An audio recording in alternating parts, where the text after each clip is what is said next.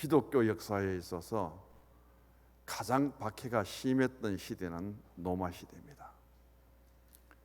이 로마 시대의 가장 악한 왕은 바로 네로라는 황제였습니다. 네로는 자신이 누릴 수 있는 부귀영화를 다 누리고 사치를 누리면서 가장 악한 일들을 한 사람입니다. 신하도 죽이고 자기 어머니도 죽이고 자기 아내도 죽이고 자기 아들까지도 누명을 씌워서 죽인 왕이 바로 네로예요. 그런 네로 왕은 노마 씨가지에 불을 붙여서 노마 씨가 타들어가는 그 모습을 보면서 그런 시를 짓습니다.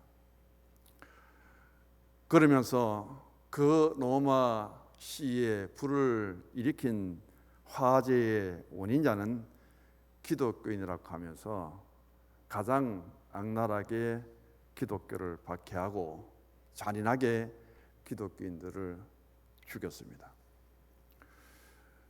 결국 그도 반란군에 의해서 쫓겨나게 되고 31살의 나이에 스스로 목숨을 끊는 비참한 최후를 마치게 됩니다. 이런 로마의 시대에 같이 동시대를 살아가면서 전혀 반대되는 삶을 살았던 사람이 있습니다. 바로 사도 바울이에요. 이 사도 바울은 로마 당시에 가장 높은 학식과 학문을 소유한 사람이었는데 그가 예수님을 만나고 완전히 변화됩니다. 그래서 세상의 학문과 부귀와 영화의 길을 버리고 그런 예수님께 붙들려서 복음 전파를 위해서 스스로 고난의 길을 선택합니다. 때로는 생명의 위협을 받기도 하고 매를 맞기도 하고 감옥에 갇히기도 하였지만은 그가 복음에 열정을 쏟는 그 열심은 누구도 빼앗을 수가 없었습니다. 그런 믿음으로 살아가고 결국은 교회 역사에 있어서 복음의 역사에 있어 가장 위대한 신앙의 흔적과 발자취를 남기게 됩니다. 이렇듯 같은 시대를 살아가면서 한 사람은 자기에게 주어진 권력을 통해서 육신의 삶에 많은 사람들에게 고통과 아픔을 주고 살아갔다면 한 사람은 오직 하나님의 뜻을 쫓아 멸류관을 바라보며 의를 위해서 스스로 가기 어려운 십자가의 길을 선택해서 나아갔습니다. 지난 주일 말씀을 다시 한번 상기시켜 봅니다. 이 세상을 살아가는 사람들은 크게 둘로 나눌 수 있습니다. 하나는 예수 안에 있는 사람, 바로 성도, 신자를 가리키죠. 또 하나는 예수 밖에 있는 사람, 우리는 불신자라고 그렇게 말합니다. 마태복음 25장은 예수 밖에 있는 사람을 대상으로 쓰여진 것이 아니라 예수 안에 있는 사람들을 대상으로 세 가지 비유로 하여금 우리의 신앙을 성찰하게 하고 자기 신앙을 다시 한번 돌아볼 수 있도록 경각심을 깨우쳐 줍니다. 그 중에 하나는 바로 지난 주일에 했던 것처럼 양과 염소의 비유입니다. 오늘은 열처녀 비유에 대한 말씀을 하게 되고요. 또 보면 달란트 비유가 나오게 됩니다.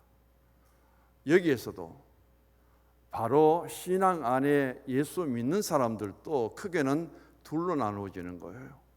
마태복음 25장을 근거로 하면은 바로 미련한 5처녀와 지혜로운 5처녀로 구분이 되고요. 2달란트 5달란트를 받아서 착하고 충성된 종과 악하고 게으른 종으로 구분되게 됩니다. 양과 염소로 구분하게 됩니다. 그 중간지대는 없는 거예요. 그래서 어떻든 간에 우리가 살아가는 세상을 크게 둘로 나누면은 예수 안의 사람과 예수 밖의 사람, 그것도 신앙 안에 믿음으로 살아가는 우리들에게 있어서 구원을 받은 사람들, 예수 믿고 하나님의 자녀가 된 사람들 중에 정말 하나님이 인정할 수 있는 구원받은 하나님의 자녀는 과연 얼마나 될까? 여러 곳에서 성경은 우리에게 지적해 줍니다. 두 사람이 함께 잠을 자다 한 사람은 천국으로 한 사람은 지옥으로 간다. 좁은 길과 좁은 문을 찾아 생명으로 인도하는 사람이 있다면은 넓은 길과 넓은 길을 선택해서 멸망의 길을 가는 사람이 있다. 모래 위에 지은 사람이 있다면은 반석 위에 집을 짓는 사람들이 있다. 그리고 오늘 말씀처럼 미련한 5 처녀가 있다면은 슬기로운 5 처녀가 있다. 이런 것들을 전체적으로 구분해 보면은 그리스도 예수 안에 있는 사람들 중에서 정말 거듭나고 하나님의 참된 자녀가 되어서 구원의 자리에 들어갈 수 있는 사람은 정확하게 50%다. 반은 되고 반은 안 되는 이런 말씀들이 성경 속에 참 많이 나옵니다. 착하고 충성된 종이 한 그룹이라면 악하고 게으른 종이 있습니다. 이런 관계 속에 나는 이 둘 중에 어느 자리에 내 신앙의 자리가 지금도 마련되어 있는지, 나는 지금도 그 길을 잘 달려가고 있는지, 그런 것들을 보면서 오늘을 살아가는 우리들에게 있어서 내 신앙의 삶의 모습, 우리에게 세상이 아무리 복잡하고 다양하다 할지라도 마지막에는 2 가지 길밖에 없다는 겁니다.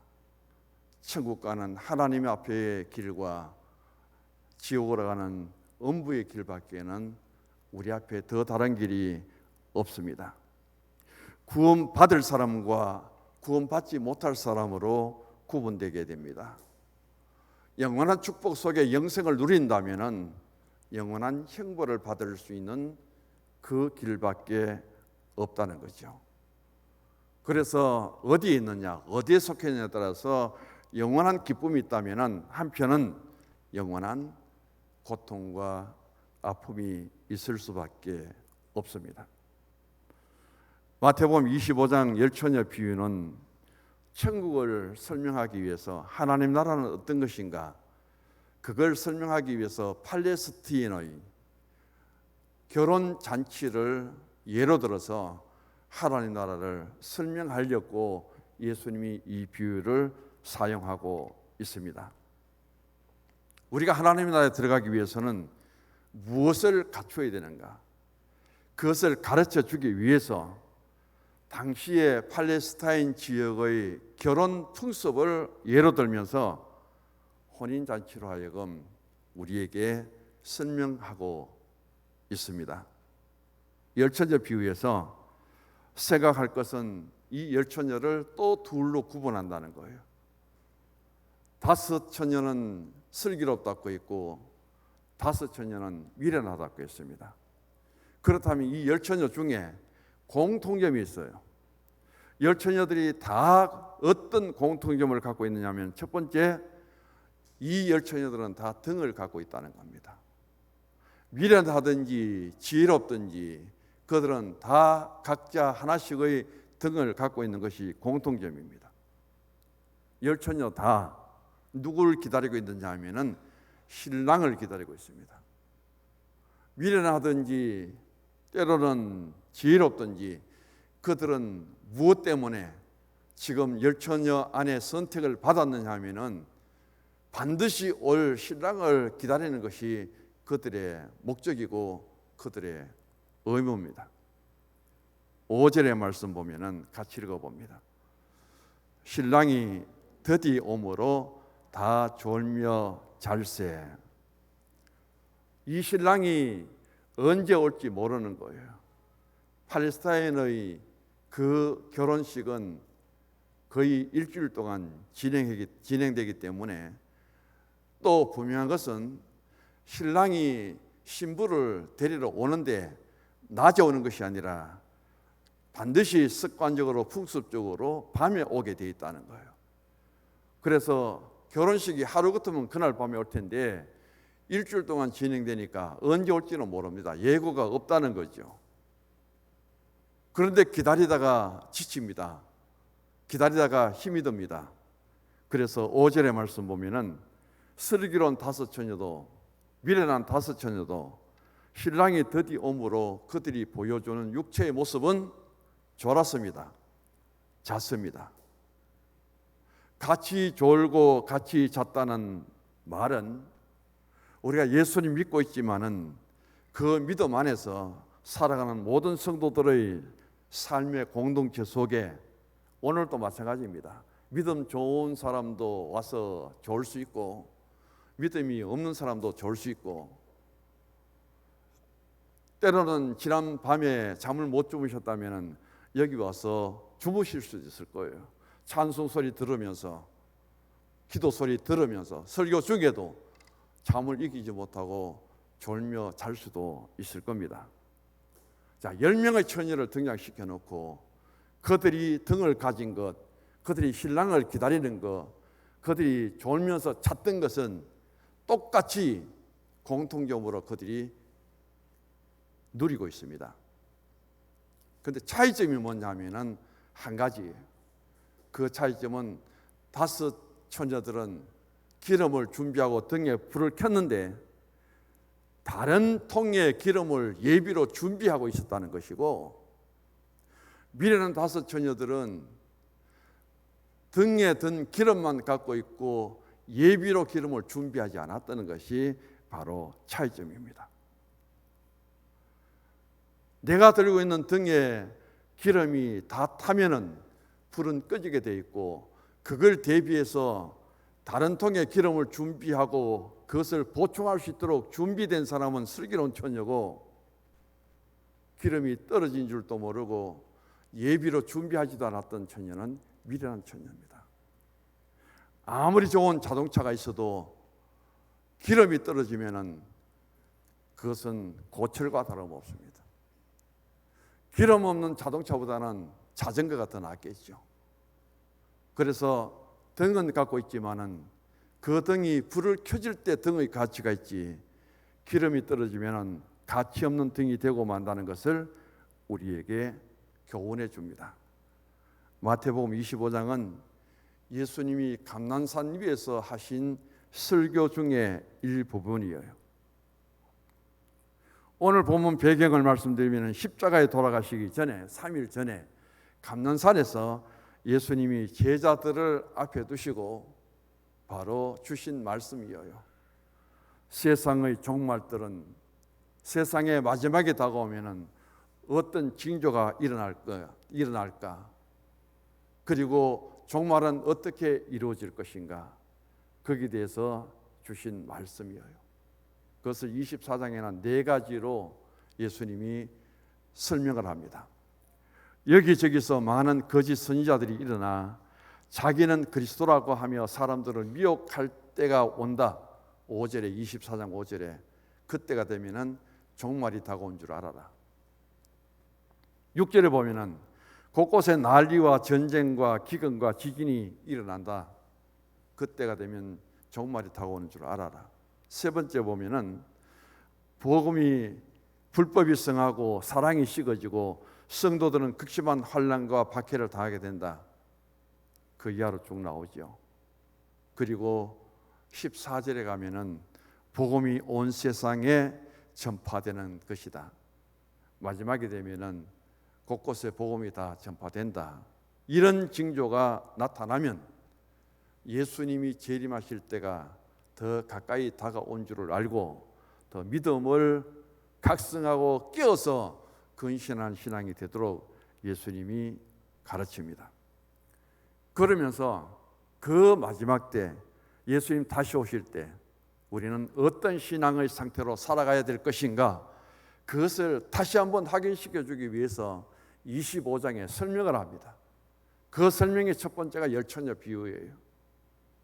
등을 갖고 있다면은 비록 영적인 신앙의 삶을 살고 있을지라도, 육체적으로 피곤하고 지쳐서 졸면서 잠을 잘지라도 언제가 내 신앙의 등에 불이 꺼지면 다시 채울 수 있는 기름을 준비하는 자가 되라. 우리에게 주어진 달란트가 얼마든지 간에 그 재능과 은사를 땅에 묻어두지 말고 갑절로 남길 수 있도록 맡은 일에 충성하고 착한 종이 되라. 살아가는 삶 속에 우리는 목마르고 줄이고 그리고 병들고 나그네 되고 옥에 갇히고 헐벗었을 때에 우리들 삶 속에 어떻게 섬기며 도우며 살아가는가? 바로 여기에서 그 마지막 결론은 하나님의 나라예요. 열처녀를 통해서도 하나님 나라에 들어갈 수 있고, 달란트 비유를 통해서도 하나님 나라에 들어갈 수 있고, 양과 같이 섬김을 하고 하나님 나라에 들어갈 수 있는데, 세 가지가 다 이루어지면 더 좋겠죠. 그러나 이런 과정을 통해서 우리에게 주어진 하나님 나라에 들어갈 수 있는 신앙을 준비하고 이 마지막을 살아가라 하는 그 뜻으로 주님은 마태복음 25장 세 가지 비유를 종말론적인 신앙에서 우리에게 교훈해 주는 겁니다. 자, 여기에서 열처녀가 나옵니다. 헬라어에 보면은 파르세노스라는 단어를 쓰는데, 이 말은 결혼식 때의 들러리예요. 언제 올지 모르는 그 신랑이 신부의 집에 신부를 데리러 올 때에 이 열처녀 들러리를 써서 그들이 하는 일이 무엇인가 하는 건데, 유대 나라는 결혼 제도가 우리하고는 다릅니다. 세 단계를 거치게 되어 있습니다. 첫 번째는 약혼이에요. 우리에게 없는 것 중에 하나가 뭐냐면 정혼이라는 거죠. 마리아와 요셉이 정혼하고 그 사이에 바로 천사가 나타나서 마리아에게 뭐 합니까? 잉태사실을, 성령으로 잉태사실을 알리죠. 정혼기간이 대체적으로 1년인데 그 정혼은 할지라도 같이 살아서는 안 된다는 거죠. 그동안에 신랑은 1년 동안에 신부와 함께 살 집을 마련하고, 이 정혼한 신랑 될 남편이 가정을 꾸려가고 그리고 신부를 먹여 살리고 그럴 만한 능력을 갖추고 그만한 모든 것을 갖추게 되는 과정을 정혼기간이라고 합니다. 그래서 한 1년 동안 집도 마련하고 그 다음 신부를 데리고 와서 이제는 정상적인 가정을 꾸려 살아갈 수 있는 모든 것이 갖추어지면 그때서야 신랑은 신부를 데리러 갑니다. 그게 바로 결혼이고, 주로 밤에 가게 되는데 그 신랑이 간 날부터 일주일 동안을 유대는 결혼잔치가 계속된다는 거죠. 그래서 그 신랑이 언제 올지 모른다는 겁니다. 그 올 신랑을 신부의 집에서 열처녀들이 기다리는데, 신랑이 온다는 소식을 들으면 그 등을 준비하고 길을 밝히면서 신랑을 신부 집으로 안내하는 들러리의 일을 하는 사람이 누구냐? 열처녀라는 거예요. 그거로 끝나는 것이 아니라 신부를 맞이하는 신랑을 이 들러리 열처녀들이 맞이하며 산소리는 등을 들고 기쁨으로 환영해야 되겠죠. 덩실덩실 춤을 추면서 오는 신랑을 영접해야 되는 그 일들을 하게 되는 것이 열처녀인데, 자기들이 갖고 있는 등에 불이 꺼져 버렸는데 어떻게 신랑을 영접할 수 있겠느냐는 거죠. 바로 그 이야기를 여기에서 하고 있습니다. 신랑이 옵니다. 같이 졸며 자는데 신랑이 온다는 소식을 듣고 일어나서 신랑을 맞으러 나가는데 마침 그때까지 켜있던 등에 기름이 떨어져서 불이 꺼져 버립니다. 지혜로운 처녀들은 다시 부어서 불을 밝힐 수 있는데 미련한 처녀들은 더 밝힐 수가 없죠. 그래서 기름을 사러 간 사이에 신랑이 와버립니다. 문이 닫혀버립니다. 그때서야 늦었지만은 지금 기름을 준비했습니다 하고 와서 닫힌 문을 두드리며 자기들이 주여 주여 문을 열어달라고 아무리 외쳐도 오늘 본문 12절의 말씀 보시면은 내가 너희를 도무지 알지 못하노라. 그 잔치에 참여할 수 없었고 들러리로서의 자기들의 사명도 하지 못하는 이런 일들을 맞이하게 됩니다. 그래서 오늘 본문을 통해서 먼저 생각해 보고 싶은 말씀은 천국을 준비하라. 신랑을 기다리고 있는 동안 여러 가지 준비를 할 거예요. 신부는 잔치집에는 음식도 준비해야 될 것이고 집안도 청소도 깨끗이 해야 될 것이고 아마 이쁘게 보이려고 화장도 할 겁니다. 그러나 가장 중요한 것은 이 신랑을 집 앞에서 맞이하고 그 신랑을 영접해야 될 등불을 가진 열처녀들의 그 일이 가장 중요한 것 중에 하나라는 겁니다. 이들은 들러리로 선택받은 것은 대체로 친척이든지 가까운 친구라고 합니다. 그래서 가장 자신의 아름다운 모습을 갖춰야 되죠. 옷도 화려하게 입고 깨끗하게 입고 화장도 하고 그렇게 해서 들러리가 돼야 되는데, 그런데 이들에게 등불이 없다면 그 들러리에 참여할 수 있는 자격을 상실하는 것과 마찬가지입니다. 성경에는 기록되어 있지 않지만은 아마 이 10명의 처녀들은 얼마나 자기들을 아름답게 꾸몄겠습니까? 단장했겠습니까? 그런데도 불구하고 오늘 우리에게 주신 말씀은 그 사람의 얼굴 외모도 화려하게 꾸며서 잘 화장도 하고 꾸몄을 거예요. 옷도 잘 입었을 거예요.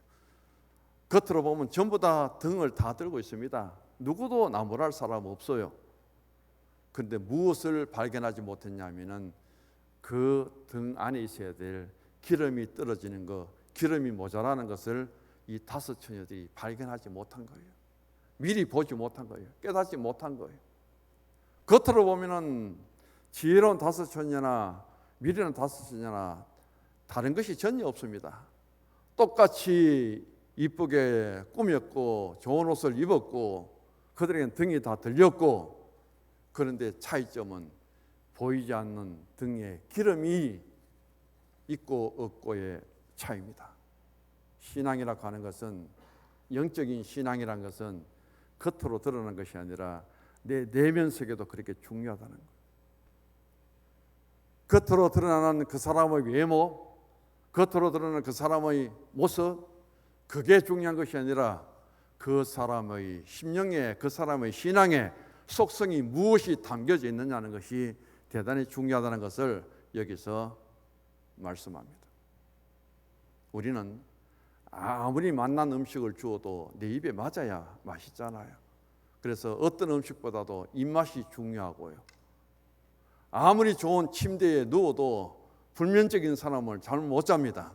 구석방에 그냥 누워도 아주 곤히 잠드는 사람이 있습니다.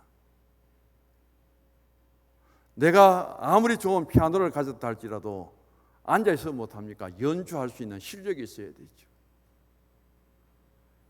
그래서 우리에게 중요한 것은 바로 그 말씀이에요. 입맛이 있어야 모든 음식도 맛이 있고요. 아무리 좋은 피아노가 있어도 연주할 수 있는 실력이 있어야 되고요. 건강하고 어떤 곳에 누워도 잠을 잘 잘 수 있을 때 좋은 침대가 필요하잖아요. 중요한 것은 우리의 신앙의 그 모습은 다 갖추고 있습니다. 저는 목사입니다. 우리 장로님 권사님입니다. 그러나 내 내면 영적인 실상 속에 들어가서 내 신앙의 불을 밝힐 수 있는 성령의 기름을 얼마만큼 우리는 충만하게 갖고 있는가, 보충하고 있는가, 영적인 신앙생활 속에 신앙의 불이 꺼지지 않고 기도, 찬송, 말씀의 불이 항상 지펴질 수 있는 그런 신앙의 상태를 내가 갖추고 있느냐는 것이 대단히 중요하다는 거죠. 사람은 살아가다 보면 힘들고 지칠 때가 있습니다. 열처녀들도 다 졸며 잘새. 오늘 본문 5절에 그렇게 말씀합니다. 잘 때는 자야 되죠. 졸 때는 졸 수밖에 없습니다. 그런데 중요한 것은 5 처녀들은 내가 깨어났을 때, 내가 일어났을 때 언제든지 부족한 기름을 보충할 수 있는 것을 준비했다면, 자는 것도 좋고 조는 것도 좋은데 내가 일어났을 때 기름이 떨어진 것을 미리 알고 보충하지 못했다가 허둥대는 이 미련한 다섯 처녀 같은 그런 신앙이 되지 말라는 것을 예수님이 깨우쳐 줍니다. 두 번째는, 신앙이란 것은 남의 것을 빌어쓸 수 없습니다. 오늘 본문에 보시기 바랍니다. 기름은 다른 사람의 것을 빌어쓸 수 없다는 것을 오늘 단언하고 있습니다. 신랑을 맞으라는 소리를 듣고 정신을 차리고 일어나서 등불을 들고 나가게 되는데, 기름이 있는 등불은 밝히 비추면서 나갈 수 있지만은 기름이 떨어진 등불은 꺼져버렸고 불빛은 꺼져버렸습니다. 그때서야 깨닫고 기름이 없어서 불을 밝히지 못하는 미련한 다섯 처녀들이 내게도 기름을 좀 달라고 나누어 달라고 사정합니다. 그때 들려진 말씀은, 우리가 쓰기에도 부족한데 나누어 쓰면은 10처녀가 아니라 5처녀가 등을 켤 수 있는데 10처녀 다 등불이 꺼져버릴 수 있다. 그래서 너희 쓸 것은 너희들이 사라. 지금 있는 기름을 나눌 수도 없고 너희가 쓸 것은 너희가 준비하라. 그 말씀이 성경의 가르침입니다. 기름을 사러 갔습니다. 그 사이 문이 닫혀버립니다. 기름을 사서 다시 불을 밝히고 와서 주여 주여 아무리 문을 두드려도 나는 너희들을 도무지 알지 못한다. 그렇게 아주 냉정하죠. 여기에서 주신 말씀은 항상 믿음으로 살아가는 우리들, 기름이 떨어진 줄을 알아야 됩니다.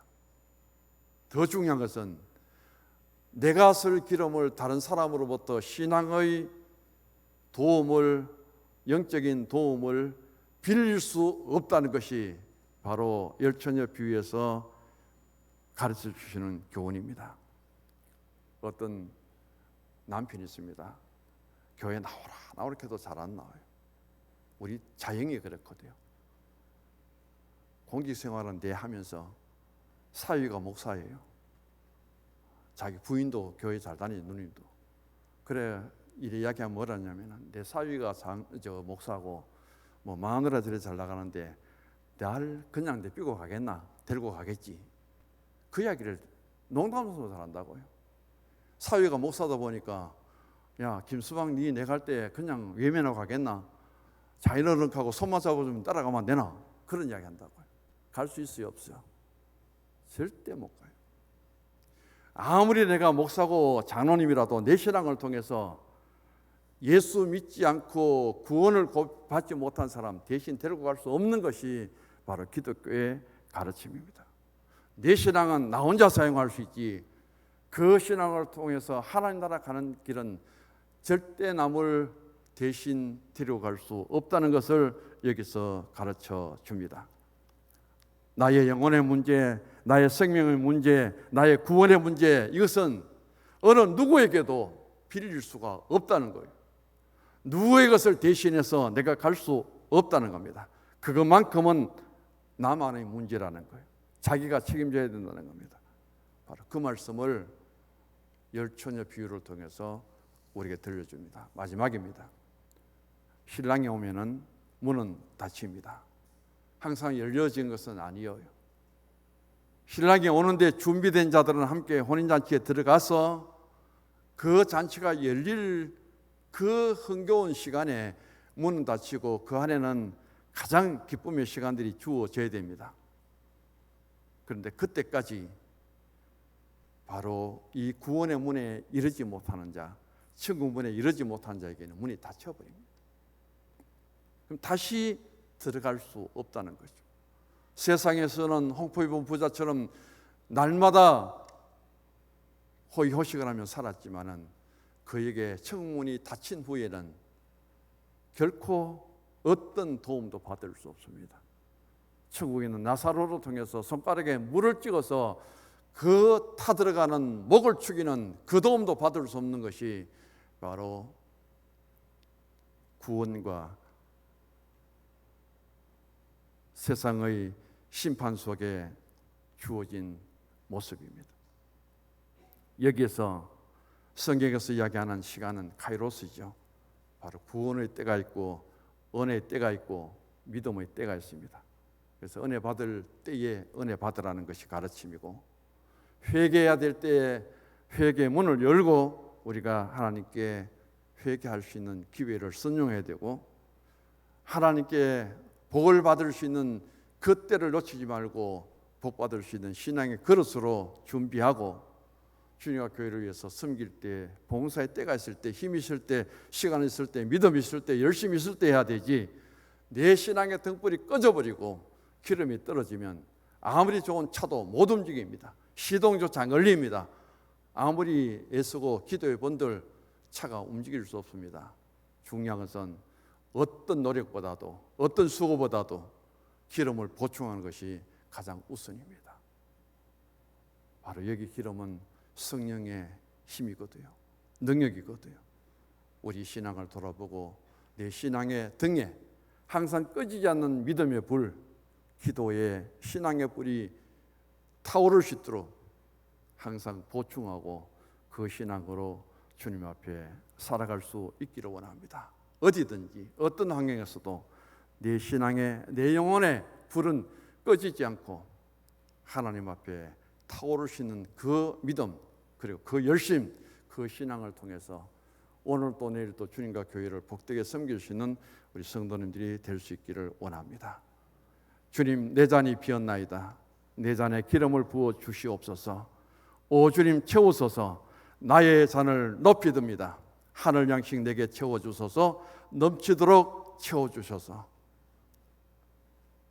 우리 일어나셔서 우물가 여인처럼 찬양하겠습니다.